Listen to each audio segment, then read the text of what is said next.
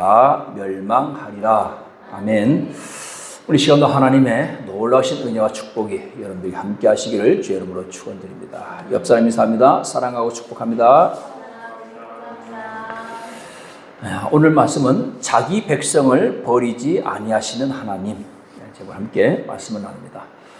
여러분, 하나님께서는 이스라엘 백성들과 언약을 맺었습니다. 어떤 언약이냐면 내가 너희를 내 백성으로 삼겠다. 그리고 나는 너희의 하나님이 되겠다. 이것이 구약 성경의 언약의 말씀입니다. 그러니까 지난 주일 말씀에도 하나님께서 사무엘을 통해서 이스라엘 백성들에게 왕을 세워달라고 하는 그 요청을 들어서 이제 왕을 세워주기 허락을 하시게 됩니다. 자, 허락을 하시면서도 여전히 하나님께서는 이스라엘 백성을 향해서 뭐라 하냐? 너희는 내 백성이다. 내 백성이다. 그렇게 말씀하셨어요. 그래서 오늘 말씀도 역시 그 말씀 가운데 하나님께서 내 백성으로 삼으셨기 때문에 나는 너희를 결단코 버리지 않겠다. 아멘. 자, 오늘 첫 번째 말씀은 사실 이제 오늘 사울 왕의 초기, 중기, 말기 이렇게 세 단락으로 나누어서 말씀을 할 텐데요. 그 세 가지를 한꺼번에 다 하려고 하니까 너무 시간이 짧게 할 수도 없고 해서 오늘은 초기, 사울 왕의 초기 해서 왕이 되면서 제비뽑기로 왕을 뽑고 그리고 암몬과의 전쟁 치른 것 말씀까지만 함께 말씀을 나누도록 그렇게 하겠습니다. 자, 사무엘상 10장 1절의 말씀에 보면 이에 사무엘이 기름병을 가져다가 사울의 머리에 붓고 입맞추며 이르되 여호와께서 내게 기름을 부으사 그의 기업의 지도자로 삼지 아니하셨느냐. 이 구약 성경 보면 기름을 부어서 세우는 직분이 있는데요. 왕과 제사장, 선지자 요 세 부류만 기름을 부어서 세웠습니다.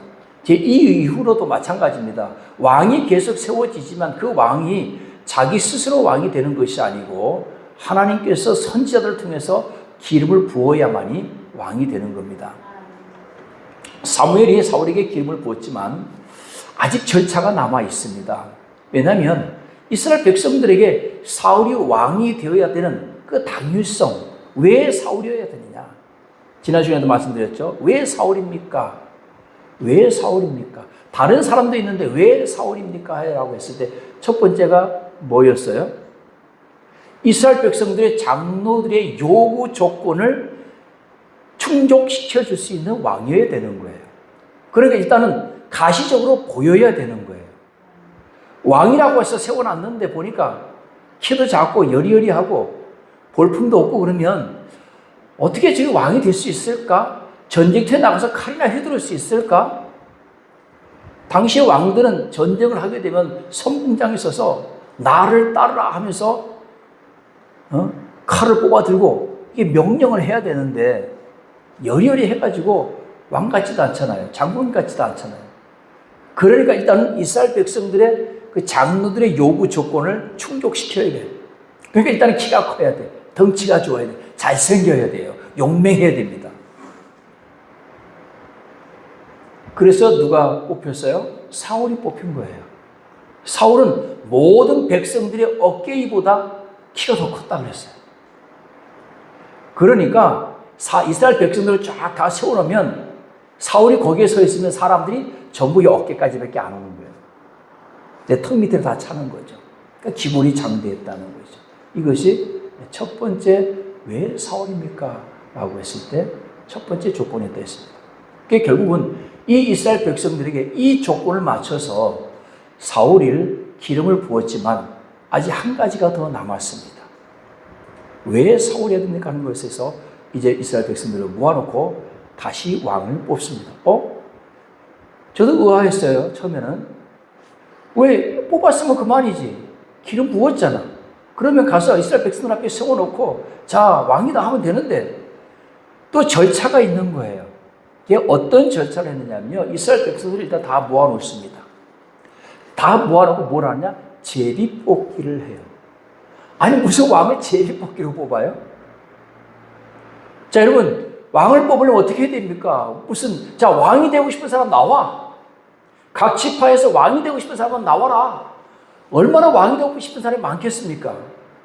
무예가 뛰어난 사람, 용맹한 사람들 나와서 일단 대결을 벌여야 될 거 아니에요. 뭐 끝까지 싸워서 끝까지 남는 사람이 왕이다 하든지, 한 울타리 안에 이렇게 넣어놓고, 뭐라 그러죠? 격투장에다 집어넣어놓고서 끝까지 살아남는 사람이 왕이다 하든지, 아니면 요즘처럼 토너먼트를 해서 이렇게 해서 마지막에 결승전을 치러서 이기는 사람이 왕이 되게 하든지, 이런 방식이 아니고요. 제비를 뽑는다는 거예요. 야, 여러분, 우리 왕 그렇게 뽑았으면 좋겠어요. 그렇죠? 5천만 원, 그냥 5천만 원 이름을 다 집어넣고 후루룩 해서 그냥 딱 제비 뽑았을 때 그 사람이 왕이다. 그럼 얼마나 좋겠어요. 지금 그런 제비를 뽑는 거예요. 그 제비 뽑기는 어떻게 뽑느냐? 일단 12지파가 다 나옵니다. 그 12지파에서 한 지파를 뽑는 거예요. 제비 뽑기로. 그랬더니 베냐민 지파가 뽑혔어요. 자, 베냐민 지파 중에서 또 그 여러 가족들이 있잖아요. 또 뽑았을 때 마드리 가족이 뽑혔어. 그 마드리 가족 중에 또 제비 뽑기를 하니까 누가 뽑혔냐? 기스가 뽑혔어. 또 했더니 기스의 아들 중에 사울이 뽑힌 겁니다. 자, 그래서 이제 사울을 많은 백성들 앞에 세워놓고 보니까요, 모든 백성들보다 키가 어깨가 더 큰 거예요. 사실 여러분, 이스라엘 백성들 앞에 사울이 처음으로 모습을 드러낸 건 바로 이때입니다. 아직 장로들도 몰라요. 10장 24절 보면 사무엘이 모든 백성에게 이르되 너희는 여호와께서 택하신 자를 보느냐. 누굴 보느냐고요? 여호와께서 택하신 자를 보느냐. 모든 백성 중에 짝할 이가 없느니라. 즉 상대할 사람이 없다는 거예요. 모든 백성이 그때에서 뭐라냐? 왕의 만세. 영화에도 보잖아요. 만세 만세 하면서 이렇게 왕의 만세를 부르는 거예요.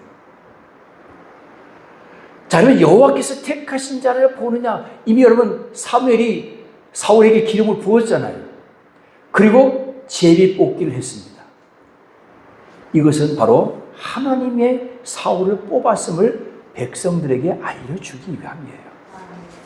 그리고 역시 사울도 마찬가지입니다. 비록 사무엘이 와서 기름을 부었지만 제비 뽑기에서도 내가 뽑히는 거 보니까 이거는 하나님께서 나를 택하셨구나, 나를 뽑으셨구나 하는 확신을 주는 겁니다.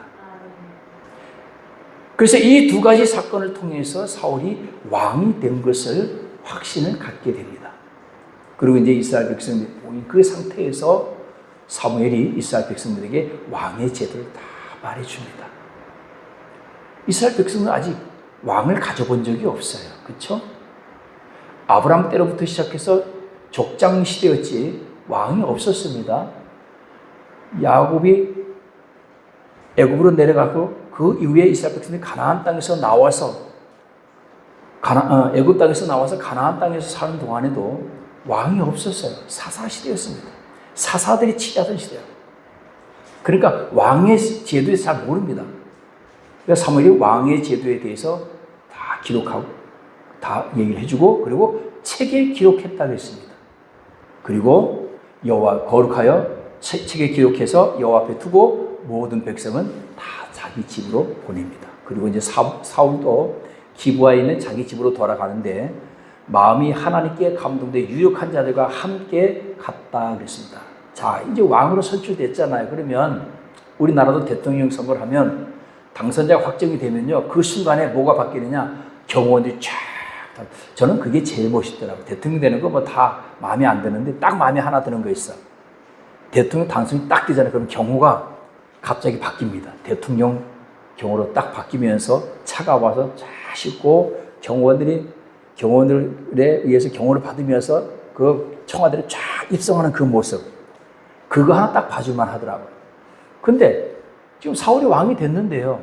왕궁이 있어야지. 아직 아무것도 준비가 안 됐어요.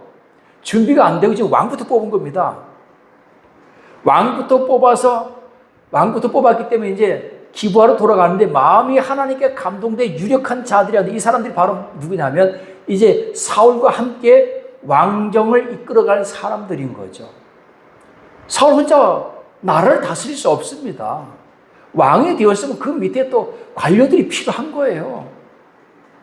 그러한 사람, 마음 맞는 그런 사람들이 함께 내려가게 되는 겁니다. 자, 근데 27절에 보니까 어떤 불량배는 이르되 이 사람이 어떻게 우리를 구원하겠느냐 하고 멸시하며 예물을 바치지 아니하였으나 그는 잠잠하였더라. 예나 지금이나 야당은 꼭 있어요. 자, 여러분, 이 사람들이 누구겠어요? 불만인 거죠. 왜 저렇게 뽑아야 돼? 왕을 뽑으려면 그것도 가장 힘센 사람을 뽑아야 되는 거 아니냐. 그 결투를 하든지 뭔가 방법을 했지. 뭐 제비뽑기로 왕을 뽑는다고? 호대만 멀쩡했지. 저래가지고 뭐 우리를 구원할 수 있겠냐. 이렇게 어떻게 우리를 구원하겠느냐 하면서 불만이 섞인 말을 하는 거예요. 근데 여러분 보세요. 이 뒤에 가서 보면요. 이 불만이 그냥 자기 혼자 말로 하는 불만이 아닌 거예요. 사무엘이 왕을 세운다고 했지만 그들이 야망을 가지고 있던 그 사람들의 불만들이 여기저기서 표출되는 겁니다. 때로는 그것들이 조직적으로 됐을 수도 있어요. 그래서 여러분, 얼마나 마음이 불편했냐면 예물을 바치지 않았다. 왕이 됐는데 예물도 바치지 않았다. 그러니 그는 잠잠하더라. 사울은 거기에 대해서 대꾸하지 않았다는 얘기입니다. 물론 사울이 겁을 먹어서 그랬는지 아니면 하나님께서 알아서 정리해 주시겠지라고 했는지 정확하진 않지만 사울은 거기에 대해서 잠잠했다라고 성경은 말하고 있습니다. 자, 여러분, 사울이 왕이 되기 위해서 이제 강력한 왕권을 가지기 위해서, 힘을 가지기 위해서는 그래도 뭔가 우리 흔히 하는 말로 한 방이 있어야 되는 거예요. 사울이 지금까지 어떤 전력이 없어. 전쟁터에 나가서 뭐 전쟁을 해서 전공을 세웠다라고 하는 전력이 없어요. 그냥 사울도 역시 그냥 여전히 그 시대의 사람들과 같이 목동이었습니다. 아버지가 잃어버린 암나귀 찾으러 갔다가 어떻게 보면 얼떨결에 왕이 된 거예요. 기름 부음 받은 거예요. 계획적으로 사무엘에게 접근한 것도 아닙니다. 암나귀 찾으러 갔는데 너가 왕이 되어야 되겠다라고 황당한 거죠. 자, 이런 사람이 왕이 되었으니까 어찌됐든지 제비뽑기에서 하나님이 뽑아줬다고는 하지만, 호대는 멀쩡하다고 하지만 아직까지도 이스라엘 백성들에게 신뢰할 만한, 특히나 이렇게 어떤 불량배들 같이 불만이 있는 사람들, 이 사람들을 잠재우기 위해서는 뭔가 큰 한방이 있어야 되는 거예요. 자, 여러분, 역사를 주관하시는 분은 누구죠? 하나님이세요. 이 모든 것을 여러분, 이 모든 것을 기획하고 이 연출하고 하는 모든 것들 다 누가 하시느냐? 하나님이 하시는 거예요. 사울을 왕으로 세운 것도 하나님이 기획하신 거잖아요. 사무엘이 기획한 거 아닙니다. 사무엘아, 내일 이맘때면 어떤 한 남자가 올 거야. 너 찾아올 텐데 그 사람을 기름 부어서 이스라엘의 왕으로 삼으라. 사무엘도요, 사울에 대해서 알지도 못했어요. 사무엘이 기획한 것도 아니야. 사무엘이 짜고 한 것도 아니에요. 하나님께서 다 기획하시고 하나님이 연출하시는 거예요. 자, 하나님 그거 몰랐을까요? 뭐가 필요해요? 한 방이 필요한 거예요. 여러분, 한 방이 필요하면 이때 왕으로서 한 방이 필요할 때 뭐가 필요한 거예요? 전쟁이 필요한 겁니다. 그래서 암몬 사람들이 쳐들어왔어요. 암몬 사람 나하스가 길르앗 야베스로 쳐들어왔습니다.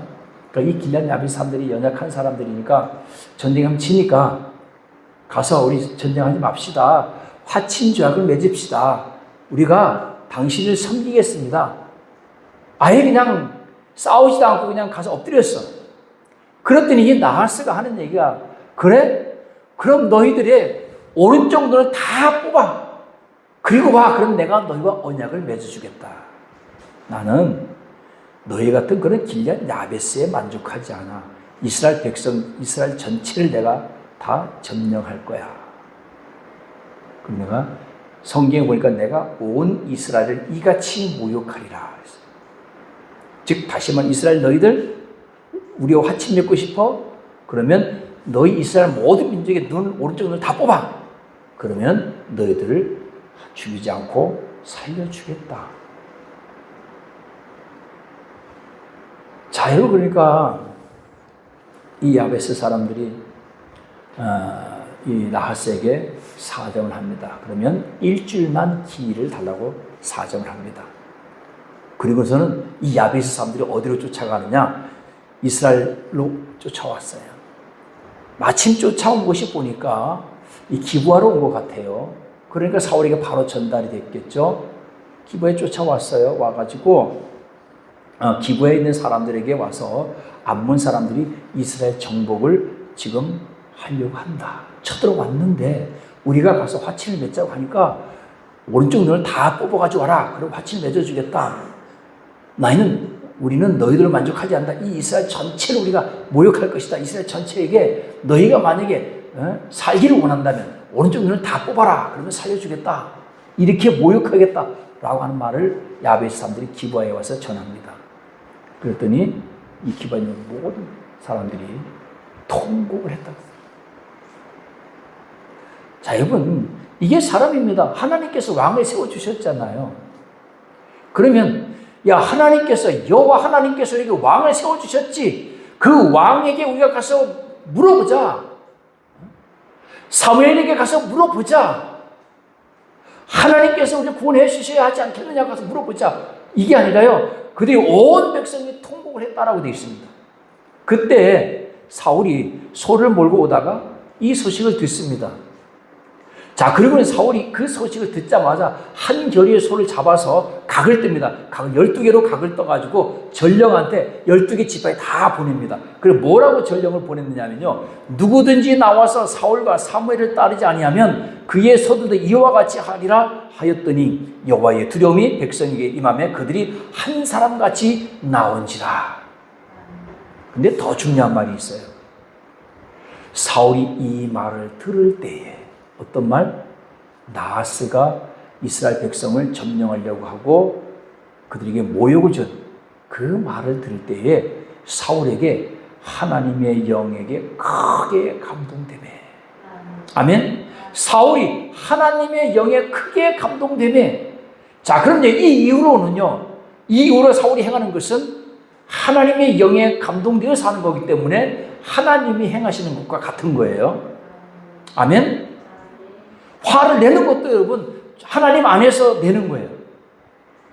이제 전쟁을 하는 것도 하나님의 영에 감동돼서 하는 거기 때문에 하나님이 하시는 거예요. 그래서 소를 한 결의가 2마리인가 그런데요. 그 각을 떠요. 12개를 떠가지고 12지파에다 보내면서 명령을 하는 거예요. 너희가 사울과 사무엘을 따르지 아니하면 이 너희들 모든 소 다 이와 같이 각을 떠버리겠다. 그러니까 이스라엘 백성들이요. 여호와의 두려움이 백성에게 임하며 그들이 한 사람같이 나온지라 하고서 득달같이 다 모였는데 몇 명이 모였느냐? 유다 백성이, 이스라엘 자손이 30만이고 유다 자손이 3만 명에서 33만 명이 군사가 순식간에 모였어요. 그리고요, 오래 가지 않습니다. 지금 왜 하나님이 크게 임했고 그의 노가 크게 일어났거든요. 사울이 바로 그 다음날 바로 새벽에 기습 공격을 해버립니다. 그래서 이 암몬 자손을 격파했는데 성경에 뭐라고 기록되어 있느냐? 2사람도 같이 있는 것을 볼 수 없을 정도로 완전히 암몬 암몬의 군대를 완전히 파해버린 거예요. 자, 여러분, 이스라엘 백성들이 원하던 그런 그림이죠. 어때요? 이스라엘 백성들이 원하던 그 그림이 딱 그려진 거예요. 어떤 그림? 강력한 왕이 강력한 리더십을 가지고 대적들을 완파시키는 완전히 무찔러 버리는 그 그림, 딱 그 그림을 하나님께서 이 암몬 자손을 통해서 사울을 통해서 딱 이스라엘 백성들에게 실현시켜 주는 거예요. 자, 여러분, 그랬더니 제일 먼저 나온 반응이 뭔지 아세요? 11장 12절에 보니까 백성이 사무엘에게 이르되 사울이 어찌 우리를 다스리겠냐 한 자가 누구냐? 그때 그 불만을 가진 사람들, 사울이 우리를 어떻게 구원하겠느냐 했던 그 사람들 어디 있느냐? 그들을 끌어내라. 우리가 다 죽여버리겠다. 자, 이렇게 되니까요, 이제 모든 힘이, 파워가 누구에게? 사울에게 다 집중되어 버렸어요. 온 이스라엘 백성들의 마음이 사울에게 다 집중되어 버렸습니다. 반대편 이제 뭐 찍소리 할 필요 없어요. 찍소리도 못해요. 한 방에 끝내버렸잖아.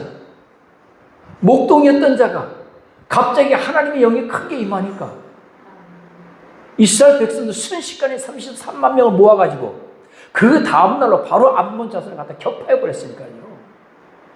이야, 바로 우리가 바라던 그 왕, 지금까지 우리가 사모하던 그 왕이 드디어 이제 세워졌구나 하는.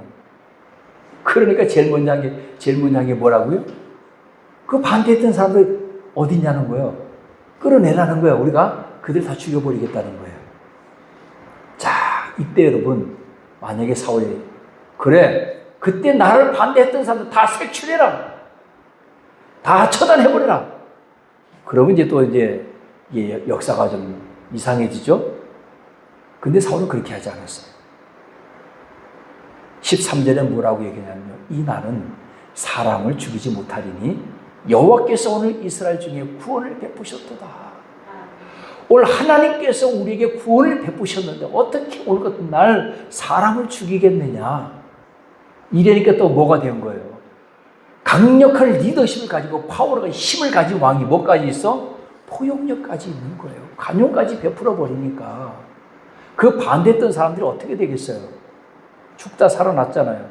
그쵸? 이제 왕이 세워졌잖아요. 왕 한마디면 죽는 거예요. 그 사람들 다 색출해서 그냥 처단하라. 삼족을 멸하라. 그러면 그냥 그들의 삼족이 멸해지는 거예요. 그런데 왕이 관용을 베풀었어요. 이제 그럼 이 사람들 다 뭐가 되는 거예요? 다 이제 아군이 되는 거예요. 다 이제는 사울 왕의 적극적인 절대적인 지지자들이 되는 겁니다. 할렐루야. 자, 이렇게 해서 이제 사울이 강력한 리더십을 가진 왕, 이스라엘의 왕으로서 세워졌습니다. 그리고 나서 오늘 말씀 이제 12장의 말씀인데요. 12장에 사무엘이 마지막으로 하나님의 말씀과 경고의 말씀과 또 권면의 말씀으로 이스라엘 백성들을 권면하는 말씀을 이제 함께 나누도록 하겠습니다. 자, 이렇게 해서 이제 왕이 세워졌어요. 그래도 어쨌든 아직 시작이기 때문에 그렇다고 해서 이것이 어떤 왕의 세우심으로 인해서 나라가 아직 안정된 것이 아니기 때문에 그 안정을 시키기 위해서 사무엘이 이스라엘 백성들에게 권면을 합니다. 자, 11절 말씀의 권면부터 우리가 함께 볼 텐데요. 너희를 사방 원수의 손에서 건져내사 너희에게 안전하게 살게 하셨거늘 너희가 암몬 자손의 왕 나하스가 너희를 치러 옴을 보고 너희 하나님 여호와께서 너희의 왕이 되심에도 불구하고 너희가 내게 이르기를 아니라 우리를 다스릴 왕이 있어야 하겠다 하였도다. 이제 너희가 구한 왕, 너희가 택한 왕을 보라. 너희 여호와께서 너희 위에 왕을 세우셨노라. 아멘. 즉 다시 말하면 하나님께서 이스라엘 백성들을 애굽 때부터 출애굽 때부터 시작해서 가나안에 이르기까지 그리고 여기에 이르기까지 많은 대적들로부터 구원해 주셨거늘 거기에 감사하지 않고 또 이제 뭐한다? 왕을 세워달라고 하는 죄를 너희가 범했다라고 하는 것입니다. 이 사무엘의 요지는 뭐냐면요, 어차피 왕을 세운다 한들 여전히 하나님의 손바닥이라는 의미입니다. 하나님께서 사사를 씌우셔서 구원해 주실 텐데 하나님을 불신하는 죄를 범했다라고 하는 것이죠. 그러니까 사무엘이 왕이 세워지는 것은 세워지는 것이고요, 이스라엘 백성들이 잘못한 것은 확실하게 짚고 넘어가는 거예요. 왜냐? 이제는 그 이후에는 이제 왕이 세워짐으로 인해서 왕정 체제가 되기 때문에 사무엘이 간섭할 수 있는 권한에 어떤 제한이 생길 수 있다는 것이죠. 그렇기 때문에 이 왕정 시작하는 시작부터 이스라엘 백성들이 너희가 지금 왕정으로 가긴 가지만 그럼에도 불구하고 너희는 여전히 뭐다? 하나님의 백성입니다. 너희는 여전히 여호와의 백성이라는 것을 잊지 말아라는 거예요. 완전 독립이 되는 게 아니야. 여호와 하나님도 독립이 되는 것이 아니고 너희는 여전히 그럼에도 불구하고 너희는 하나님의 백성으로서 이 땅에서 살아야 된다라고 하는 것을 사무엘이 말씀하고 있는 겁니다.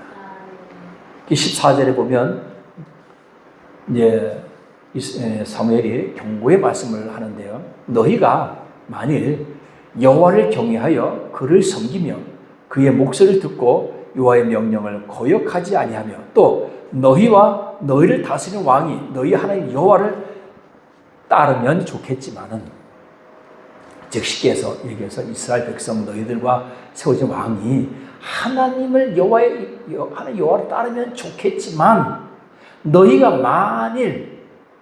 만일 여호와의 목소리를 듣지 아니하고 여호와의 명령을 거역하면 여호와의 손이 너희의 조상들을 치신 것 같이 너희를 치실 것이다. 너희는 이제 가만히 있어서 여호와께서 너희 목전에서 행하시는 이 큰 일을 보라. 좀 전에도 말씀드렸던 것처럼 왕이 세워졌다고 해서 너희가 여호와 하나님으로부터 독립되는 것이 아니야.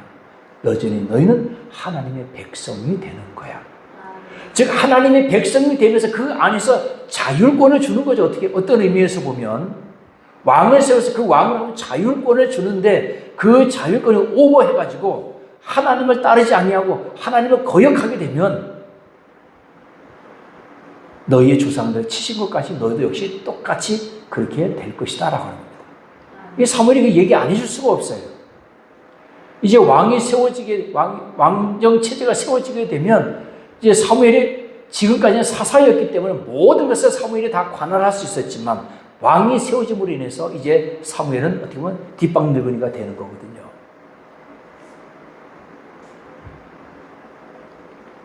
이 말을 하면서 사무엘이 얘기합니다. 내 말이 안 믿겨질지도 모르니까 내 말이 믿겨지게 내가 하겠다. 왜냐하면 제가 그냥 지나왔지만, 지난주에 말씀을 나눴기 때문에 그냥 지나왔지만, 사무엘이 자기가 지금까지 이스라엘 백성들을 함께 하면서 내가 누구의 소를 뺏었느냐, 누구의 나귀를 빼앗았느냐, 누구를 속였느냐, 누구를 압제했느냐, 내가 누구의 손에서 뇌물을 받았느냐, 그리하였으면 내가 그것을 너에게 다 갚으리라 했을 때 이스라엘 백성들이 우리를 속이지 아니하였고 압제하지 아니하고 아무것도 뺏은 것이 없습니다 그랬거든요. 그러니까 이런 얘기가 백성들의 입장에서 볼 때, 또 사울의 입장에서 볼 때, 이제 앞으로 이스라엘을 이끌어갈 그런 사울과 함께 손잡고 이끌어갈 그 관료들이 볼 때, 야, 저 사무엘이 이제 자기가 사사로서 손을 놓게 된 것에 대해서 좀 기분이 언짢은가? 그래서 우리가 하는 거 아닌가? 저 서운한 마음에서 하는 거 아닌가? 이런 생각이 들 수도 있다라고 하는, 그런 사무엘도 그런 생각을 가진 겁니다. 이것이 내가 서운해서 하는 말이 아니야. 서운해서 하는 말이 아니고 하나님께서 하신 말씀을 내가 너에게 그대로 전달하는 거야. 안 믿겨지겠지 내 말이? 그럼 내가 믿겨지게 해줄게. 어떻게 하느냐? 지금이 밀추수하는 때야. 밀추수하고 보리추수하는 때가 약간 다릅니다. 보리는 3월에서 4월에 추수를 하고요. 밀은 5월에서 6월달에 추수합니다. 그때는 이제 비가 안 와요. 건기입니다. 자, 비가 안 오는데 너희가 안 믿을 것 같으니까 내가 믿게 해주겠다. 내가 하나님께 기도하면 하나님께서 천둥과 번개, 우레와 비를 보내주실 것이야. 너희가 왕을 구한 일, 곧 여호와의 목전에서 범한 죄악의 큼을 너에게 밝히 알게 하리라. 이것이 죄인 것을, 왕을 구한 것을 죄가 된다라고 하는 것을 내가 알게 해주겠다. 그렇게 말씀합니다. 그리고 바로 그러고 나서 사무엘이 하나님께 기도하니까요. 그 순간 천둥, 번개가 우레가 치면서 비가 쏟아지니까 이스라엘 백성들이 18절에 보니까 모든 백성이 여호와와 사무엘을 두려워하니라. 사울을 두려워한 게 아니고요. 여호와와 사무엘을 두려워했다는 거죠. 결국 여러분, 이스라엘 백성들이 하나님을 두려워하지 않으면 어떻게 됩니까? 이스라엘 백성들이 되었든지 사울 왕이 되었든지 하나님을 두려워하지 않으면 반드시 그들은 우상 숭배하게 돼 있고 악행을 저지르게 돼 있어요. 이제 알고 있지만 우리가 알고 있기 때문에 미리 얘기합니다. 사울이 왜 제사를 무시합니까? 왜 번제를 무시하고 왜 사무엘을 무시합니까? 여호와를 무시하기 때문인 거예요. 그게 결국 하나님 앞에 버림받은 이유가 뭐예요? 하나님을 무시하니까 버림받는 거예요. 오늘 사랑하는 여러분, 우리는 하나님을 무시하면 안 돼요. 여호와 하나님을 우리는 무시하면 안 됩니다. 하나님을 무시하니까 뭐가 되는 거예요? 우리가 죄를 짓는 거예요. 하나님을 두려워하지 않으니까 죄를 짓는 겁니다. 하나님을 두려워하면 우리가 어떻게 해요? 죄를 짓지 않는 거죠. 이랬더니요, 이스라엘 백성들이 오늘 본문 읽었던 말씀입니다. 19절. 모든 백성이 사무엘에게 이르되 당신의 종들을 위하여 당신의 하나님 여호와께 기도하여 우리가 죽지 않게 하소서. 우리가 우리의 모든 죄의 왕을 구하는 악을 더하였나이다. 이제서 비로소 이스라엘 백성들이 후회하는 겁니다. 회개하는 겁니다. 하나님께 기도해서 우리가 죽지 않게 하소서. 우리가 우리의 모든 죄의 왕을 구하는 악을 더했다는 거죠. 이제 비로소 왕을 구하는 것이 잘못된 것임을 깨달은 거예요. 그럼 여러분 이제 취소가 됩니까? 지난주에 얘기했잖아요. 이제 취소가 안 되는 거예요. 근데 한번 세웠기 때문에 취소가 안 되고 이제 어떻게? 그대로 가는 겁니다. 왕의 제도가. 그러니까 사무엘의 얘기는 어차피 취소가 안 되지만 이제 너희는 어떻게 하라? 여호와 하나님을 섬기라는 거예요. 그래서 오늘 제가 5가지 권면 격려와 권면의 말씀을 가지고 결론의 말씀으로 여러분들에게 드립니다. 자, 오늘 첫 번째 결론의 말씀은요, 20절 말씀, 두려워하지 말라. 너희가 과연 이 모든 악을 행하였으나 여호와를 따르는 데서 돌아서지 말고 오직 너희의 마음을 다하여 여호와를 섬기라. 아멘. 이제는 두려워하지 말라. 걱정하지 마라. 하나님이 너희들을 죽이지 않는다는 거예요. 여호와만 섬기면 돼. 왕 세워준 거 내가 세운 거 아니야. 너희들이 세워달라고 했지만 이것도 역시 하나님께서 다 기획하신 거야. 그러니까 너희의 마음을 다해서 여호와만 섬기면 아무 문제 없어. 두 번째 21절 말씀, 돌아서서 유익하지도 못하며 구원하지도 못하는 헛된 것을 따르지 말라. 그들은 헛되니라. 첫 번째가 여호와만을 섬기라. 하나님을 떠나지 말라. 두 번째가 하나님을 떠나서 우상을 숭배하지 말라.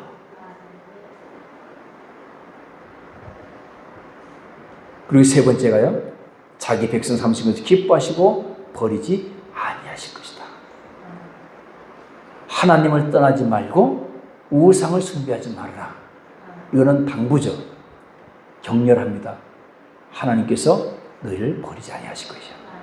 여호와께서는 너희를 자기 백성 삼으신 것을 기뻐하였으므로 여호와께서는 그의 크신 이름을 위해서라도 자기 백성을 버리지 아니하실 것이다. 하나님의 이름을 위해서라도요, 하나님께서 자기 백성을 버리지 않는다는 얘기입니다. 이게 얼마나 여러분 위안이 되겠어요? 하나님께서는 이스라엘 백성들을 자기 백성 삼으신 것을 기뻐하셨다는 거예요. 그러니까 결코 버리지 않을 테니까 걱정하지 말라는 거죠. 하나님께서 이스라엘 백성을 낳았다고 표현합니다. 내 자식이다. 자식을 버리는 부모가 혹 있을지 몰라도 절대로 나는 너희를 버리지 않겠다. 이사야서 49장 15절 말씀에 보면 여인이 어찌 그 젖먹이는 자식을 잊겠으며 자기 태선한 아들을 긍휼히 여기지 않겠느냐. 그러나 그들은 혹시 잊을지라도 나는 너를 잊지 아니하리라. 여러분, 아버지가 부모가 자식을 버린 일이 결코 없는 것은 아닙니다. 있어요. 그렇죠? 우리 주변에 많이 있잖아요. 부모가 자식을 버린 일이 얼마나 많습니까? 버릴 수 없음에도 불구하고 버리는데, 그러나 하나님은 결코 자기 백성을 버리지 아니하신다는 것입니다. 뭐만 하지 않으면 하나님을 떠나지 않고 헛된 것을 쫓아가서 우상숭배를 하지 않는다. 그래도 안 버린다는 거예요. 너희가 나를 떠나고 너희가 우상숭배해도 너희를 내가 책망하기는 하지만, 때리기는 하지만 결코 너희를 버리지는 않는다는 거예요. 그리고 이제 사무엘이 자기 얘기를 합니다. 나도 너희를 위하여 기도하기를 쉬는 죄를 여호와 앞에 결단코 범하지 아니할 것이다. 자, 여러분, 이스라엘 백성이 얼마나 힘이 되겠습니까? 사울이 얼마나 힘이 되겠어요? 하나님께서 이스라엘 백성을 자기 백성 삼으신 것을 기뻐하셔. 결코 너희를 버리지 아니하실 것이야. 너희가 우상 숭배하고 악행을 저지르고 그리고 하나님을 떠난다 해도 하나님은 너희를 떠나지 않아. 끝까지 너희를 내 백성으로 내 자식으로 삼고 품어주실 것이야. 나도 너희를 위해서 기도하는 죄를 여호와 앞에 기도를 시는 죄를 범하지 않고 끝까지 너희를 위해서 기도할 거야. 그리고 선하고 의로운 길을 너에게 가르칠 것이야. 뭐 하겠다는 얘기입니까? 너희가 이제 왕정이 되었잖아요. 그러니까 왕이 이스라엘 잘 이끌어 가도록, 이스라엘 백성들이 여호와를 잘 섬기도록, 이스라엘 나라가 잘 세워져 가도록 나도 옆에서 뭐 하겠다? 도와주겠다. 적극적으로 협력하겠다. 그 여러분 이스라엘 백성들이 얼마나 감사하겠습니까? 얼마나 힘이 돼요. 마지막 24절에 너희는 여호와께서 너희를 위하여 행하신 그 큰 일을 생각하여 오직 그를 경외하며 너희의 마음을 다하여 진실이 섬기라. 마지막 그 큰 일을 위해서 진실이 섬기라. 자, 여러분 오늘 이 말씀이, 이 결론의 말씀이 오늘 여러분들의 말씀이 되기를 주의 이름으로 축원드립니다. 우리가 신앙생활 하다 보면 하나님을 떠날 때 있어요. 우리가 우상을 섬기진 않지만 하나님 섬기는 것을 소홀히 할 때도 있습니다. 그럼에도 불구하고 하나님은 우리를 자기 백성이라고 하십니다. 그 이름을 믿는 자들에게는 하나님의 자녀가 되는 권세를 주셨다 그랬습니다. 할렐루야. 영접하는 자, 곧 그 이름을 믿는 자들에게, 즉 예수님의 이름을 믿는 자들에게는 하나님의 자녀가 되는 권세를 주셨어요. 그리고 우리는 이제 하나님의 자녀가 된 거예요. 왜 우리가 하나님을 아버지라고 부릅니까? 여러분, 우리만 하나님을 아버지라고 불러요. 세상 사람들은 하나님을 아버지라고 안 부릅니다. 그냥 하나님이라고 하다 안 불러. 우리만 하나님 아버지라고 부르는 거예요. 왜? 우리가 하나님의 자녀이기 때문에. 그래서 우리 자녀들이 때로는 부모를 속상하게 부모를 떠난다 할지라도 그 부모가 자녀를 끝까지 품고 있듯이 오늘 우리가 하나님의 말씀에 불순종하고 신앙생활 좀 엉터리를 해도 좀 잘못을 저질러도 하나님은 우리를 끝까지 품으신다는 거예요. 중요한 거는 다시 돌아오면 됩니다. 성경은 돌아오라요. 구약 성경 돌아오라요. 어디로? 하나님에게로 다시 돌아오라는 거예요.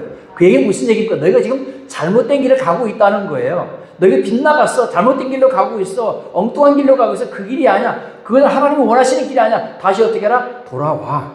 돌아와서 잘못했다고 용서를 빌고 회개하면 하나님께서 너를 다 용서해 주실 것이야.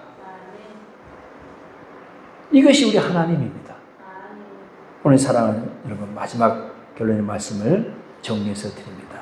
우리 하나님은 결단코 여러분들을 버리지 않습니다. 그래서 오늘 찬양도, 우리 세 번째 찬양도 그렇게 우리가 불렀잖아요. 하나님 우리를 결코 버리지 않습니다. 우리가 하나님의 사랑 안에서 우린 살아가고 있으면 깨닫기를 주의 이름으로 축원드립니다. 어떤 상황 속에서든지 하나님은 늘 우리를 바라보고 계시고 우리 안에서 늘 귀 기울이고 계시고 우리의 아주 작은 신음에도 응답하시는 그 하나님, 오늘도 그 하나님을 의지하고 그 하나님께 가까이 나아가는 저와 여러분 되시기를 주의 이름으로 축원드립니다. 기도합니다.